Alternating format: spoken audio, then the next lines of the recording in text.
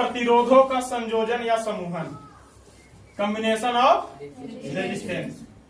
देखिए, combination of resistance पढ़ने की आवश्यकता क्यों पड़ी? ये वो फॉर्मूला वो पढ़ाए थे, ओम के नियम से क्या होता है? V बराबर क्या होता है? V बराबर। और चूंकि हम लोग जानते हैं सरकार जो है हमारी घरों में कितना वोल्ट की बिजली देती है? कितना वोल्ट के? 220 वोल्ट के। अब सरकार हमको 220 वोल्ट की बिजली देता है बाबू।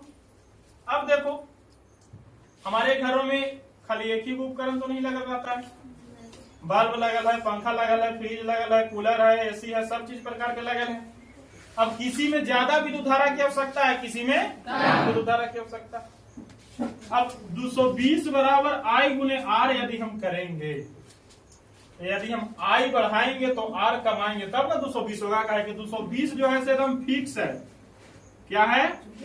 मतलब नियत है कि 220 वोल्ट आएगा घर में। कितना वोल्ट आएगा? 220। अब 220 जब फिक्स है तो यदि हम I का मान बढ़ाएंगे तो स्वाभाविक है कि R का मान तब ना 220 आएगा। जैसे यदि 8 है, अब बोलेगा कि ये फिक्स रहेगा, यदि 4 गुने 2 है, यदि वाला हम कम करेंगे तो वाला बढ़ाएंगे तब ना 8 आएगा। रहेगा कि नहीं आएगा? यदि इसको हम 8 करेंगे तो वाला 1 करे पड़ेगा तब ना बराबर में 8 आएगा। ठीक उसी प्रकार यदि हमारे घरों में 220 वोल्ट की बिजली आ रहा है और यदि I का मान हमको बढ़ाना है तो R के मान को क्या करना पड़ेगा? और यदि I के मान को कम करना है तो R के मान को जरूरत क्यों पड़ा कम और बेसी करे के? क्योंकि जरूरी नहीं है कि यदि जितना एगो बल्ब जलने में विद्युत धारा की आवश्यकता है उतने एगो फ्रिज को चलने में आवश्यकता है।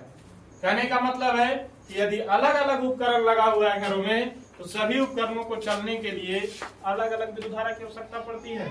और चूंकि हमारे घरों में 220 वोल्ट का फिक्स वोल्टेज आ रहा है तो यदि विद्युत धारा को कमाना है तो R के मान को बढ़ाना पड़ेगा, और यदि I के मान को घटाना है बढ़ाना है तो R के मान को कमाना है। ठीक इसीलिए हम लोग प्रतिरोधों का समूहन करते हैं।